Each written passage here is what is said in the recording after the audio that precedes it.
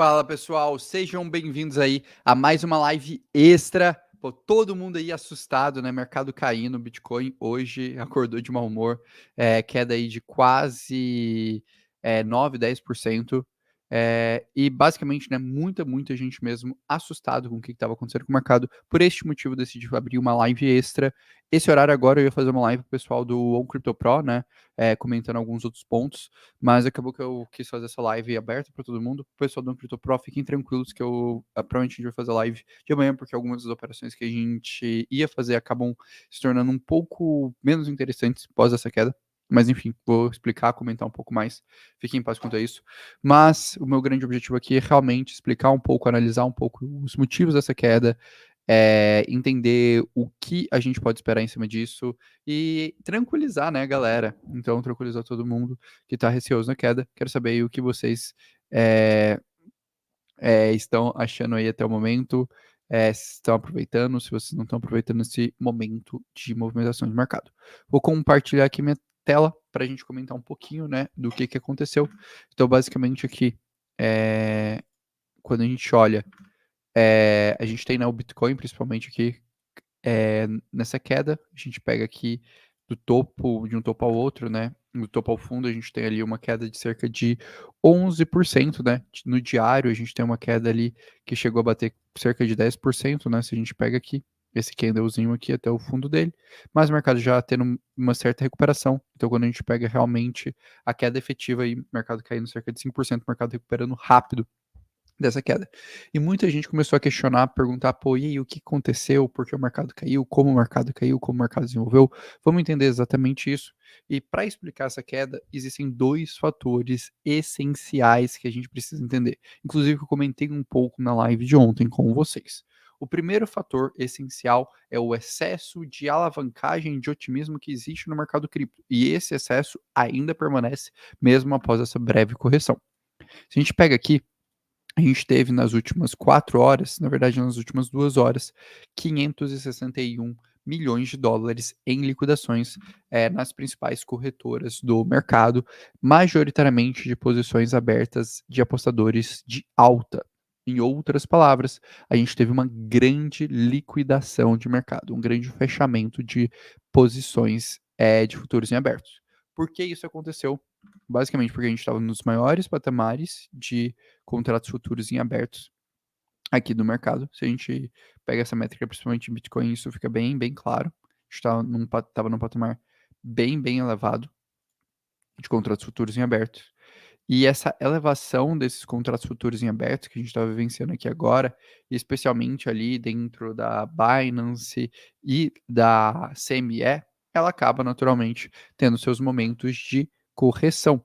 E o que isso indicava, né? Isso indicava que a gente tinha muita gente mesmo apostando em contratos futuros em abertos, especialmente na CME. Não é à toa que ontem eu comentei, a CME tinha batido ali o maior valor de prêmios de contratos futuros de sua história. O que isso significa? Deixa eu traduzir um pouco esses dados para vocês. Basicamente, que existiam muitas pessoas no mercado apostando na alta, e elas estavam pagando cada vez mais para poder apostar na alta. Esses prêmios desses contratos futuros, basicamente é a diferença do preço do contrato futuro versus do preço real. E normalmente, quanto maior o prêmio, isso indica um maior otimismo de mercado. Então a gente precisa entender que o mercado vai formando naturalmente essas estruturas de correção, de correção naturalmente e de excesso de alavancagem, pessoal. Sempre quando vocês verem indicadores de excesso de open interest, excesso de otimismo, você vai ver naturalmente associado a isso a possibilidade de uma correção mais severa. Foi muito isso do que o pessoal do CryptoQuants levantou, que eu comentei na live passada, que a gente poderia ter uma venda nas notícias, né, um sell on the news, pós ali a aprovação do ETF. O que aconteceu foi que a gente já teve uma breve correção antes. E aí, qual foi o grande, talvez, catalisador desse fator, né? O que muita gente está apontando como motivador dessa correção. E aqui é importante a gente entender que vem um pouco de uma desconfiança do mercado, e isso é muito natural em momentos de maior volatilidade, momentos que a gente vai ter uma grande mudança de mercado. O grande motivo que muita gente está apontando é esse relatório aqui da Matrix Sport, que basicamente falou que a SEC ia rejeitar novamente todos os pedidos de ETF. Esse é um relatório bem curtinho, tá? Tem apenas uma página, e sendo muito sincero, ele aponta motivos muito fracos para a rejeição do ETF. Majoritariamente, o ponto que ele aponta para a rejeição dos ETFs é que a SEC iria postergar essa decisão para o segundo semestre de 2024 e que isso aconteceria justamente motivado por conta que o chairman da SEC, o Gary Gensler, não gosta do mercado de cripto e ele esperava que você teria uma votação contrária dele. Esses foram os únicos dois motivos apontados aqui por esse relatório. E aqui eu acho que é um ponto bem legal da gente construir uma lógica de um pensamento de primeira e de segunda ordem em cima dessas duas informações que nós estamos tendo aqui agora. Primeira informação, eu quero analisar a lógica desse relatório. Esse relatório aqui, pessoal, de verdade, ele não traz nenhuma informação relevante nova para tudo que a gente já sabe. A gente já sabe da rejeição do Gary Gensler, a gente já compreende todos os movimentos da SEC e mesmo em cima de tudo isso, os principais analistas de ETFs do mundo estavam apontando e continuam apontando para a aprovação do ETF até o dia 10 de janeiro, com uma probabilidade de mais de 90%. E aí, em cima disso, eu acho interessante esse comentário aqui do Eric, que é o principal analista da SEC, que ele falou, né, que o pessoal está falando muito sobre esse report da rejeição, e ele falou, né, eu não escutei nada que indique nada que indique algo além de aprovação, mas eu estou dando o benefício da dúvida para que eles tragam novas fontes, porque e o que ele quer dizer com isso? Basicamente, em outras palavras, ele está falando, olha, galera, o negócio é o seguinte, apesar desse relatório estar virando e falando sobre rejeição, a gente não tem nenhuma informação concreta que indique isso. E esse relatório não trouxe nenhuma informação que traga essa perspectiva que o ETF será rejeitado. E junto com isso, ele ainda conclui com um ponto que eu acho bem relevante, que é essa visão não é uma visão só da Bloomberg, essa é uma visão da maioria dos analistas de ETF do mundo e da maioria dos institucionais do mundo. Então, esse relatório e essa visão que o mercado começou a ter a partir de agora, o ETF vai ser rejeitado, o ETF vai ser rejeitado, o ETF vai ser rejeitado, e que somou com uma cascata de liquidação e assustou ainda mais o mercado, isso vai contra tudo que a gente viu até agora, contra as deadlines apertadas da SEC, contra os pedidos de SID de praticamente todas as gestoras que vão aplicar ETF, contra todas as reuniões que aconteceram ali junto com a SEC e todas essas gestoras, contra o vazamento da Reuters que indicava a aprovação essa semana, isso vai contra tudo isso. Então é importante a gente entender e ter esse senso crítico. Que não é porque a gente teve uma cascata de liquidação somado com um relatório que não pontuou nada de novo em relação a uma rejeição do ETF, que isso, do nada, de um dia para o outro, muda todo o cenário em relação à rejeição do ETF. Eu acho que esse é o grande ponto e a grande visão que a gente precisa ter em cima disso. Beleza, Orlando, entendi.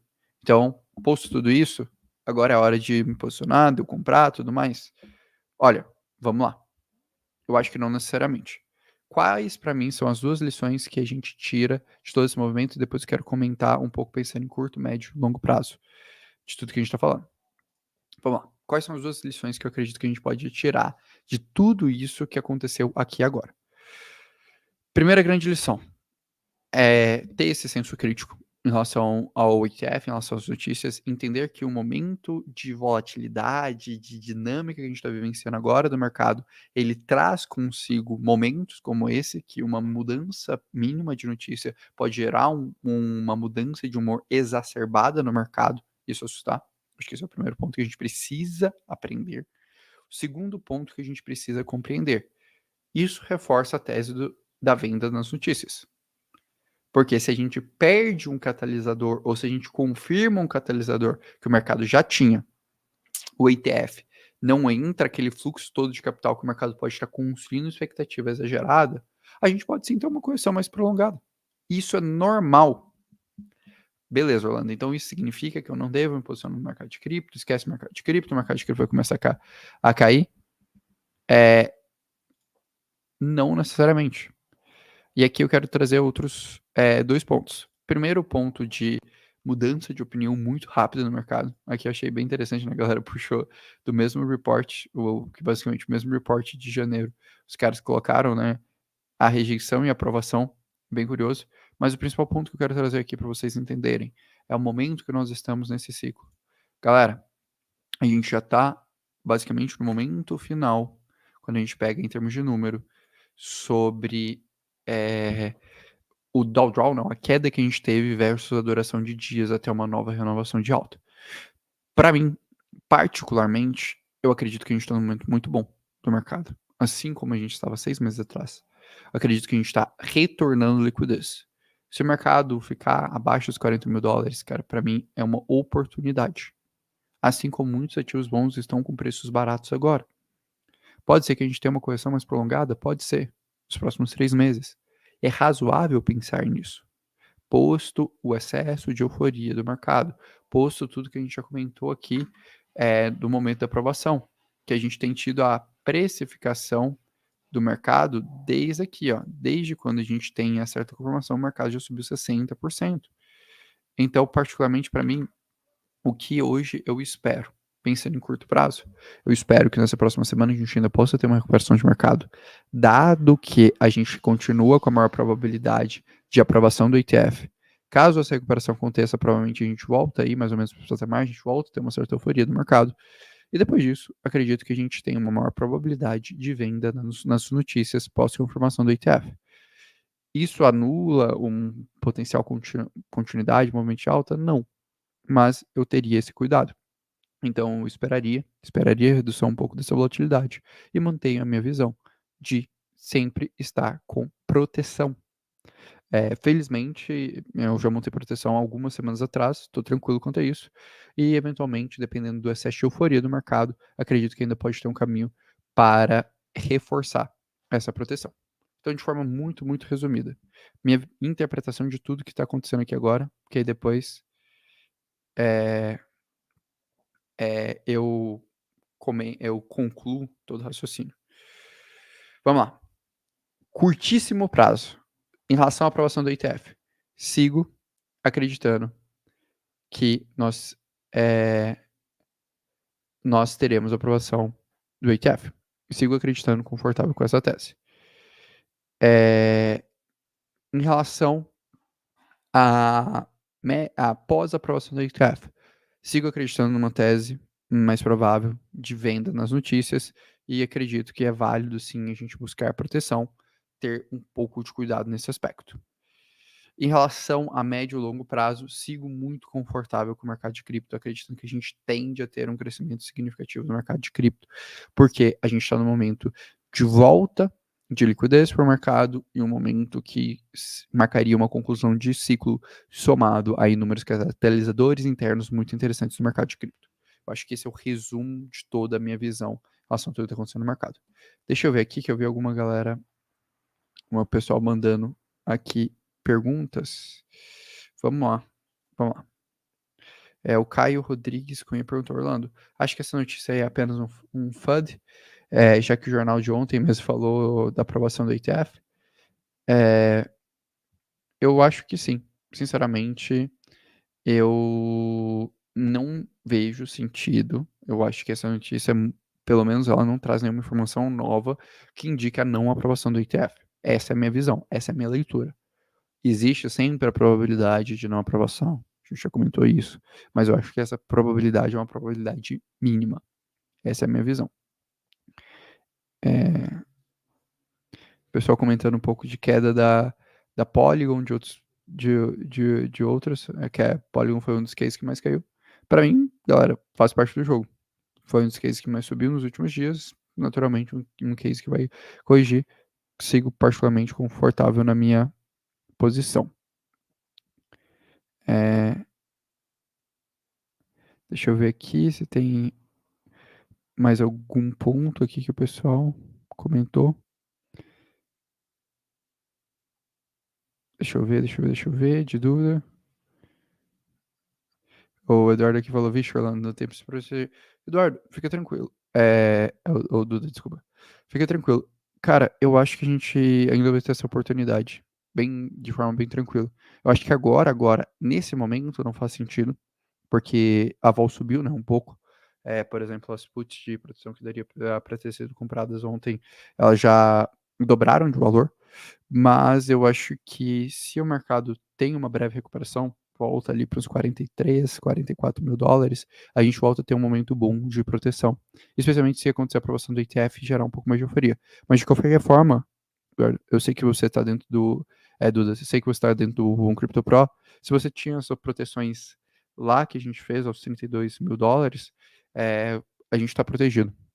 A gente continua protegido desse cenário, de verdade. Hoje não. Hoje não.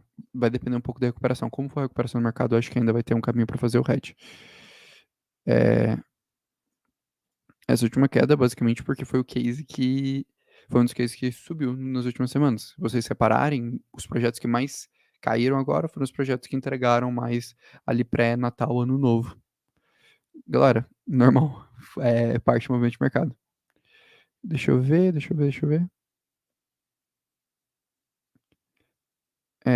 Então, acho que basicamente é isso. A pessoa perguntando aqui sobre Ethereum, que não está acompanhando as altas. Olha, eu acho que a narrativa do Ethereum, ela vem a se complementar muito, depois da aprovação do ETF. Para mim, eu acho que pós a aprovação do ETF, a gente tem probabilidade de aprovação de ETF do Ethereum, tem probabilidade ali do Deacon Fork sendo um fator catalisador muito grande, que para mim aumenta muito esse cenário. Comprar opções, eu já estou com opções, provavelmente vou comprar mais, mas não exatamente agora, que agora a volatilidade vai estar ruim. Esperar um momento que vai ter um ponto de entrada um pouquinho melhor. Mas enfim, pessoal, realmente eu abri essa live justamente só para explicar toda essa lógica, tudo que aconteceu, entender um pouco, interpretar um pouco a queda aí com vocês, trazer essas notícias, trazer todas as informações de forma super resumida. Não vejo esse relatório que foi liberado agora impactando na não aprovação do ETF. Sigo acreditando que nós teremos a aprovação do ETF. Acredito que o mercado pode ter uma reação um pouco mais legal, mas acredito que esse evento reforça a tese da venda das notícias, caso pós aprovação do ETF a gente não tenha uma entrada tão forte quanto o mercado está esperando. Eu acho que esse é o grande ponto aqui. E pensando para médio e longo prazo, sigo confiante em todo o movimento do mercado. Beleza? Então acho que era isso mais que eu queria comentar com vocês. E só reforçando para todo mundo, amanhã vou aproveitar essa queda de mercado, essa movimentação, expandir um pouco mais essa tese que eu expliquei aqui para vocês. Vou liberar para o pessoal que está no Crypto Today, né, no seu newsletter de graça, uma análise complementando toda essa visão. Então quem quiser receber, fiquem à vontade. Só entrar aqui no link. Espero que vocês tenham gostado do conteúdo. Um grande abraço, pessoal.